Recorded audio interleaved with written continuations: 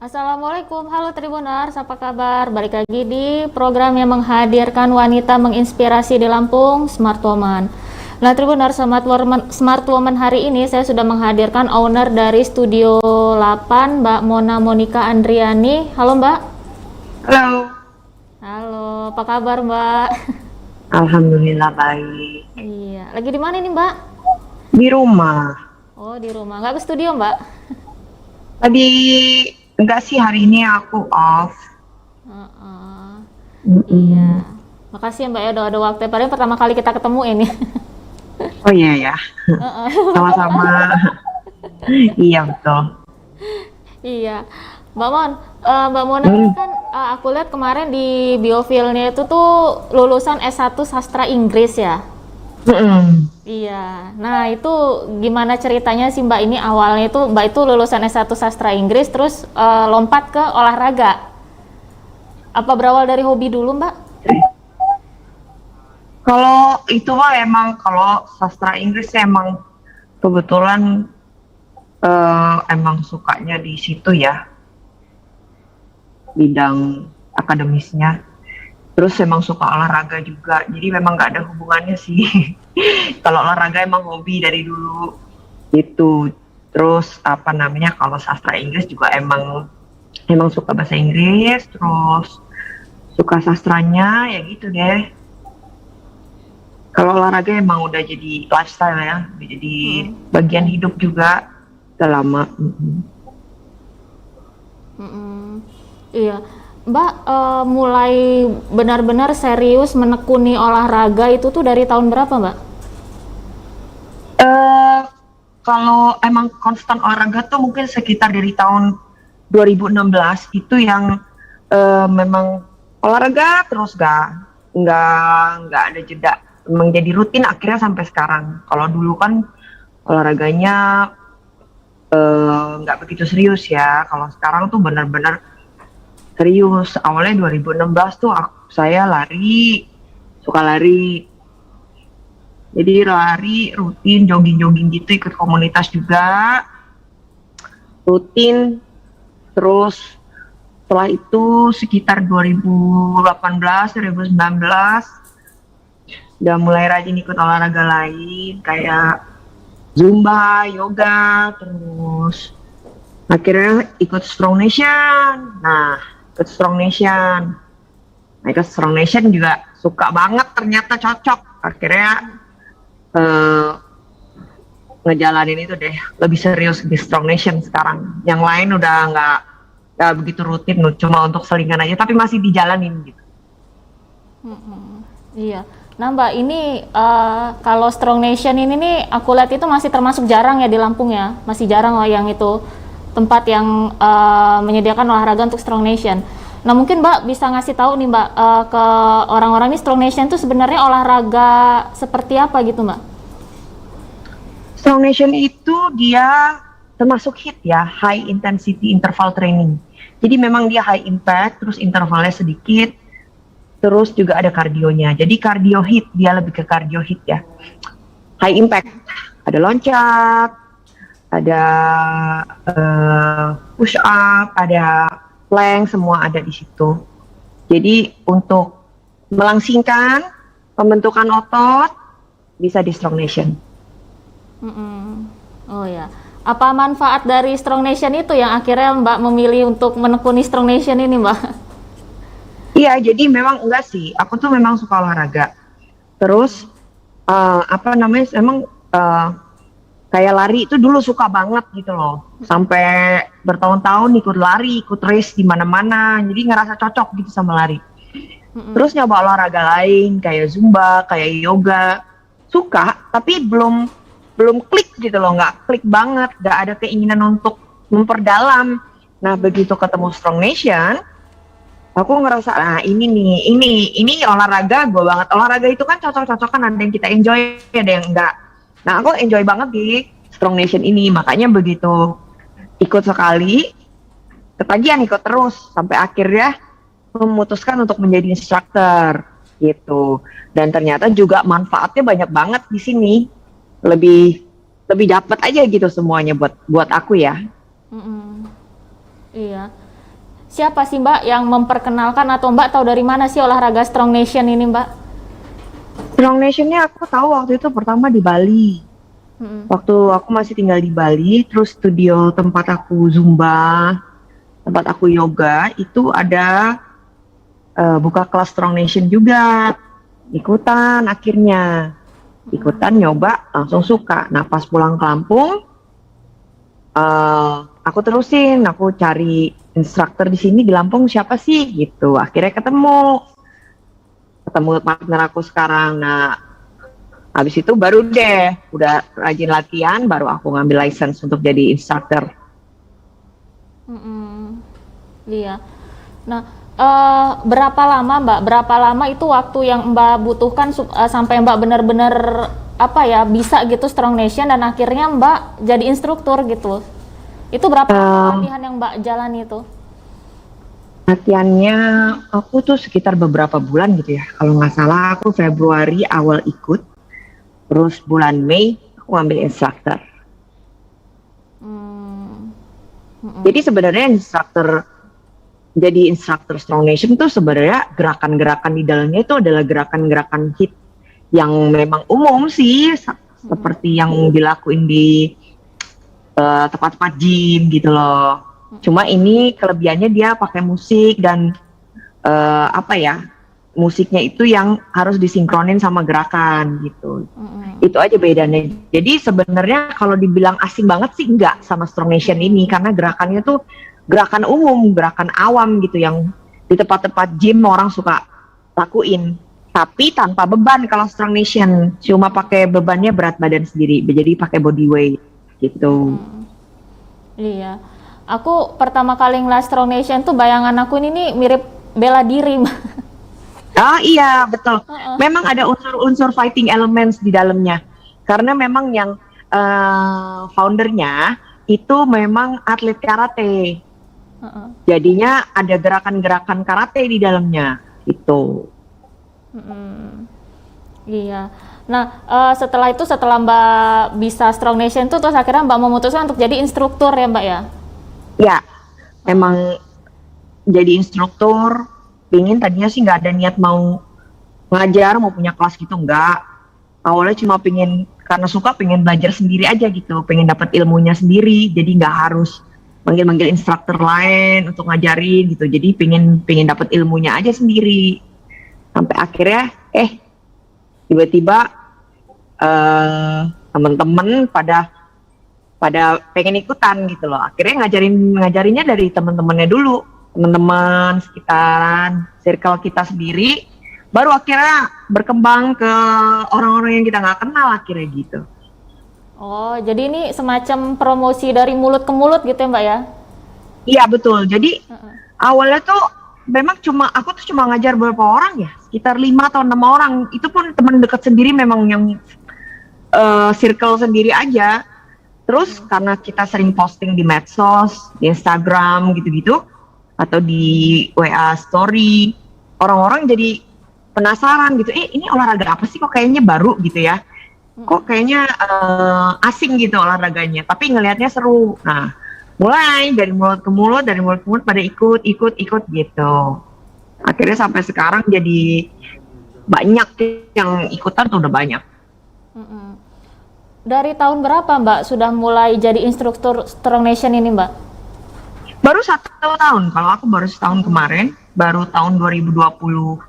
Tapi Strong Nation-nya sendiri udah ada dari tahun 2016, sudah 5 tahun. Iya. Nah, Mbak dulu waktu Mbak pertama kali jadi instruktur Strong Nation, itu Mbak sudah punya Studio 8 belum? Atau belum? Belum, kalau studio. Jadi gini, aku tuh Studio 8 ini sekarang ada Studio 8 yang sekarang. Tuh awalnya kita tuh latihannya di ruangan rumah aku di sini. Jadi pakai ruangan sendiri dan belum ada nama, cuma latihan aja di tempatnya Mona gitu. Terus kecetus lah, apa ya berarti ya kalau kita udah mulai buka untuk umum, apa ya nama studionya? Kebetulan nomor rumah nomor 8. Ya udah deh sebut Studio 8 aja gitu. Terus kan ini dari mulut ke mulut ramai, jadi kelasnya penuh terus. penuh terus berkembang. Akhirnya aku pindahin ke garasi semi outdoor gitu, karena muridnya udah mulai banyak. Sampai akhirnya aku punya ide kayaknya halaman rumah sebelah masih ada space, kita buat studio aja. Akhirnya dibuatlah Studio 8 yang benar-benar bentuknya studio gitu loh. Iya. Oh, jadi dulu tuh awal-awalnya itu di rumah Mbak ya? Atau Mbak Iya, bersedia? Heeh. jadi Studio 8 ini pun memang lokasinya di rumahku, di halaman sebelah ya. Ini masih tapi kalau dulu tadinya masih di dalam ruangan rumahku yang tadinya buat aula aja, buat aula. Ruangannya kecil kok, cuma sekitar 8 kali 4 meter kalau nggak salah. Cuma segitu. Jadi membernya cuma 8, paling mentok 10 orang. Iya. Saat itu Mbak nerima juga nggak Mbak? Nerima semacam permintaan gitu. Mbak Mona, ini dong, datang ke sini dong, ngajarin kita rame-rame gitu. Dulu ada yang itu seperti itu, tapi aku karena jadwalku penuh, jadi nggak bisa. Jadi kadang mereka minta kelas private aja sendiri, misalnya dari PNS, dari pesawaran gitu, mau private, mereka datang ke rumah, cuma beberapa orang gitu. Tapi jamnya ya jam sendiri, misalnya minta jam 2 atau jam 3 sebelum aku kelas gitu. Private gitu. Jadi kalau aku datang ke tempat orang kayaknya belum pernah sih. Soalnya aku tiap hari dulu ngajarnya, jadi penuh. Setiap hari, benar-benar setiap hari itu berapa jam Mbak ngajar itu? Atau berapa kelas? Strong Nation itu dia kurang lebih durasinya 1 jam. Aku tuh dulu karena kelasnya penuh, kadang suka ngajarnya pagi sore. Tapi sekarang aku udah kurangin karena kebetulan kan studio juga udah diperbesar. Jadi aku bisa cuma ya seminggu sekarang. Tadinya 5 kali ngajar, sekarang karena PPKM aku kurangin jadi 3 kali. Jadi spare waktu aku bisa aku pakai buat olahraga lain. Aku masih punya me time lah untuk olahraga lain, lari atau renang atau apa gitu. Iya. Nah, Mbak, aku lupa dulu sebelum Mbak buka studio yang di samping rumah itu pas yang Mbak hanya ngajar Strong Nation aja atau ngajar olahraga lain juga? Enggak, aku memang khusus Strong Nation aja. Khusus ya. Nah, oh ya Mbak, ada yang lupa aku tanyain. Dulu waktu Mbak pertama kali belajar Strong Nation itu Mbak sempat ngerasain namanya kayak mungkin cedera, nggak gitu? Atau mungkin kesleo? Oh ya, jadi resiko ya, lebih ke resiko ini yang ngobrolinnya. Kalau kita olahraga HIIT itu sebenarnya olahraga apa aja sih pasti ada resikonya ya. Apalagi kalau kita ngelakuinnya rutin atau kemungkinan salah gerakan. Yang namanya olahraga capek, sakit-sakit badan itu pasti ada. Apalagi kalau Strong Nation ini baru pertama kali, besoknya tuh pasti sakit banget badannya. Seperti orang kalau nge-gym baru pertama kali, besoknya badannya sakit semua tuh. Nah, seperti itu. Sama seperti Strong Nation, kalau baru pertama pasti sakit, tapi kalau udah kita lakuin rutin, insya Allah sih nggak apa-apa ya. Cuma memang kita harus hati-hati terhadap gerakan di Strong Nation ini, karena dia high impact, terus gerakannya cepat sekali berpindah dari gerakan satu ke gerakan lainnya, itu memang rentan cedera. Makanya untuk yang baru pemula, kita tidak menyarankan ikut kelas yang basic atau ikut level yang basic, dikasih level yang low. Jadi kita tuh ada 3 macam, ada 3 level di Strong Nation: low, basic, sama max. Jadi untuk yang pemula yang tidak pernah olahraga sama sekali, itu mereka bisa mulai dari low. Tapi kalau yang sudah biasa olahraga dan baru pertama ikut Strong Nation, mereka bisa pakai base gitu. Jadi memang ada tahapan-tahapannya. Kalau cedera saya sampai sekarang waktu kemarin saya kena lutut. Emang problem instruktur di mana-mana rata-rata lutut sih. Lutut sama bahu gitu. Saya juga pernah cedera ini lutut. Lumayan lama. Sekitar 2 bulan lebih, tapi recovery gitu. Iya. Nah, Mbak, waktu Mbak mau menerima murid ya, murid apa sih? Hmm. Itu Member, Mbak kalau saya sih nyebutnya member ya, bukan oh, murid, member. member. Iya. Mbak waktu menerima member itu, Mbak ngasih syarat nggak gitu? Ngasih syarat usia harus gimana, kondisi kesehatan yang harus gimana gitu? Eh, Biasanya mereka ngomong dulu sama saya, beberapa bilang nggak bisa loncat-loncat misalnya. Kenapa? Karena lutut pernah cedera. Oke, pasti akan dikasih tahu. Ya udah, berarti nggak usah loncat. Gerakan-gerakan yang loncat nggak usah diikutin. Karena kita punya gerakan-gerakan pengganti gitu loh. Misalnya loncat karena lututnya sakit, bisa diganti squat atau apa gitu. Jadi kalau untuk usia sebenarnya bisa untuk usia berapapun. Cuma disarankan memang usia-usia yang masih produktif. Seperti ya 20 ke atas sampai dengan 45. Ada member saya yang umurnya 50 tahun lebih kok ada. Dan mereka memang lebih memilih tidak loncat-loncat dibandingin loncat-loncat gitu. Dan nggak apa-apa, nggak masalah. Iya. Kalau kondisi kesehatan Mbak, ada nggak Mbak yang nggak boleh Strong Nation? Ada biasanya beberapa orang kan. Strong Nation ini kardionya lumayan ya. Jadi buat detak jantung berpacu lumayan keras gitu ya. Jadi yang memang kalau orang yang jantungnya tidak kuat, saya sih tidak menyarankan. Kecuali kalau dia mau ikut di low terus, nggak masalah gitu. Kalau untuk olahraga lain sih, maksud saya kalau untuk kondisi lain nggak masalah sih ikut olahraga Strong Nation ini, karena memang yang tahu kondisi badan kan mereka sendiri ya, kondisi badannya mereka sendiri. Biasanya nanti mereka akan menyesuaikan dengan level yang sesuai sama kondisi badan mereka gitu. Iya. Nah, waktu Mbak membuat Studio 8, itu Mbak melakukan promosi ulang nggak Mbak? Kalau promosi ulang sih enggak. Kalau saya sih lebih ke ini aja ya, lebih ke langsung buat akun medsosnya aja. Tadinya saya nggak punya untuk khusus Studio 8 tuh nggak ada. Nggak ada.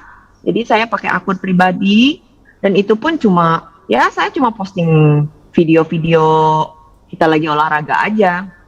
Tapi begitu Studio 8-nya bangun, kita langsung buat akun media sosialnya sendiri. Nah dari situ tiba-tiba langsung banyak ya member yang ikutan gitu, karena cuma ngandelin member-member yang ada aja sih untuk posting gitu. Gitu. Jadi ya sebenarnya yang marketingnya ya teman-teman sendiri juga. Iya. Nah, di Studio 8 ini apakah cuman menyediakan cuman ada Strong Nation atau ada olahraga lain, Mbak? Oh, kita ada yoga. Ada body tone. Ada pound fit. Ya, untuk sementara masih itu. Iya. Strong Nation instrukturnya 2, yang lain masih satu-satu. Iya. Nah, itu 2 olahraga lain itu tuh memang ada dari pertama Studio 8 itu ada ya, Mbak ya? Enggak. Setelah dibuka baru ada. Oh iya, setelah dibuka baru ada 2 ini ya? Ya. Iya. Nah, Mbak, kita ini kan udah 2 tahun ya, udah hampir 2 tahun pandemi. Itu berpengaruh nggak sih Mbak ke studio Mbak? Pandemi ini?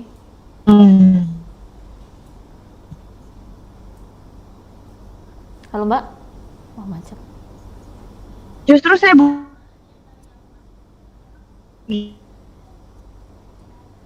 Halo Mbak? tahun kemarin saya buka. Jadi memang pandemi ini pilihannya nggak ada lain yang mau olahraga. Halo? Iya. Iya, gimana Mbak? Ya, justru saya bukanya lagi pandemi Mbak. Studio 8 itu diawali pada saat masih pandemi. Jadi masih sekitar bulan Juli kali ya, Juli itu pas lagi pandemi tahun kemarin. Ya tempat olahraga ini adalah alternatif lain selain para ibu-ibu itu pada ke kafe, nonton, atau me time-nya mereka itu adalah studio olahraga. Rata-rata seperti itu. Jadi ya, menurut saya memang olahraga ini justru diminati pada saat lagi pandemi. Karena memang olahraga kan penting untuk imunitas tubuh. Jadi ya mereka lebih milih olahraga sekarang daripada jalan ke mall. Iya, emang benar sih Mbak ya. Nah, sekarang ini kan Mbak itu studio olahraga itu yang sama, bukan yang sama sih. Pokoknya studio olahraga itu kan sekarang kan udah mulai banyak ya Mbak ya. Ya. Merasa tersaingi nggak Mbak? Kalau saya sih justru seneng ya ada studio olahraga lain. Artinya gini, minat orang ke olahraga tuh berarti makin banyak, gitu. Karena kalau orang sudah betah di satu tempat, satu studio, itu mereka akan jadi loyal member, nggak akan kemana lain, gitu. Dia pindah. Dan di sini memang kebetulan sifatnya lebih ke keluargaan sih. Jadi ya satu sama lain tuh yang tadinya nggak kenal mereka pun jadi temen. Akhirnya jadi temen hangout. Terus juga gimana saya sebagai owner sekaligus instructor bisa merangkul semuanya supaya mereka ngerasa betah di tempat saya. Itu aja kuncinya. Jadi saya sifatnya bukan sebagai pebisnis, lebih ke family ke mereka gitu. Iya. Nah Mbak, tantangan terbesar atau terberat Mbak selama Mbak menjalani Studio 8 ini apa Mbak? Tantangan terberat apa ya? Tantangan terberat lebih ke teknis sih. Kalau saya tuh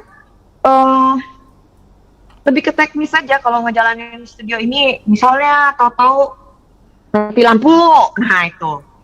Terus apa lagi ya? Kalau untuk paling kalau untuk member sih kebetulan alhamdulillah member di sini lumayan banyak kelas saya.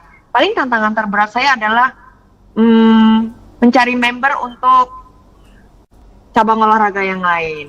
Tapi ya kita kebetulan saya kan punya admin, juga punya teman-teman dekat yang bisa dibilang rasa memilikinya besar lah terhadap Studio 8 ini. Jadi ya saya minta saran mereka gimana baiknya begini begitu. Nanti kita bantu promosi, bantu ini, bantu itu gitu. Akhirnya mulai cabang olahraga yang baru, yang tadinya orang nggak minat, udah mulai pada datang. Udah mulai pada tertarik.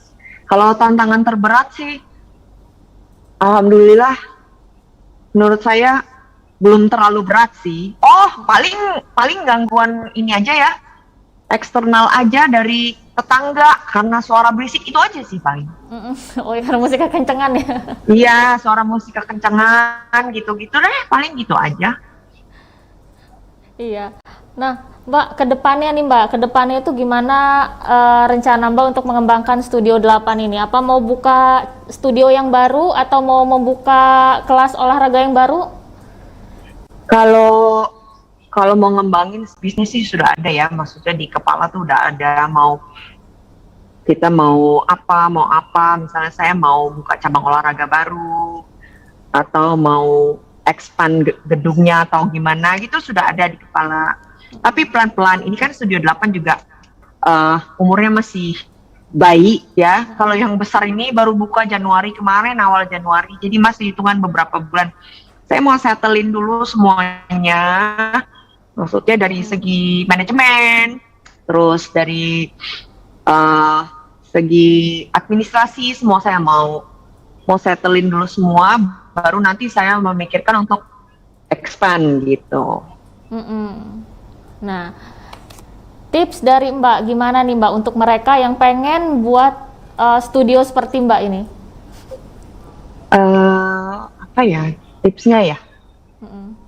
Tipsnya ya, kebetulan kemarin sih saya tuh ngelihat emang udah banyak studio-studio yang buka ya, yang baru ya. Eh, saya lihat sih mereka perkembangannya juga bagus-bagus ya. Yang penting satu, jangan berhenti promosi, cari instruktur yang memang berkualitas. Terus apa namanya? Apalagi ya? Cari tempat yang strategis, instrukturnya berkualitas gitu loh. Tempatnya senyaman mungkin, nggak perlu ber AC, nggak perlu mewah, gimana cara nyaman, karena itu yang mereka butuhin, tempat yang nyaman, nggak perlu mewah tapi nyaman, apalagi di masa pandemi kayak gini, gimana caranya orang ngerasa nyaman dan aman terhadap studio yang mereka datangin itu. Iya. Mbak ini selain sibuk di Studio 8 ada kesibukan apa lagi Mbak? Saya kerja, saya pegawai negeri. Oh PNS. Iya. Nah Mbak ini kan PNS, ya sibuk di studio, ya bagi waktu sama anak gimana Mbak? Anak saya ada terus, ngikut terus pokoknya. Dia mah ikut terus. Ya, kebetulan kan saya PNS ini lagi WFH ya, jadi masuknya nggak full. Jadi saya biasanya kalau kebetulan lagi off, sebelum ke studio ngurusin Zoom-nya anak daring, terus setelah itu ya spend waktu sama dia aja di sini seharian, bantuin ngerjain dia PR atau apa gitu. Ya itu waktu saya banyak banget sama dia. Pokoknya nggak ini deh, nggak hilang waktunya sama dia, banyak waktu. Iya. Ya. Oke Mbak Mona, terima kasih banyak ya Mbak Mona atas waktunya Mbak ya. Iya Mbak, makasih banyak juga udah mau minta saya jadi bintang tamu. Semoga yang saya share di sini bermanfaat. Iya. Oke Mbak Mona, semoga kita ada kesempatan untuk ketemu tatap muka Mbak ya. Siap Mbak Dini. Thank you. Makasih banyak Mbak Mona. Bye, Assalamualaikum. Waalaikumsalam. Oke Tribuners, itu tadi obrolan kita bareng Mbak Mona. Sampai jumpa lagi di Smart Woman berikutnya. Assalamualaikum.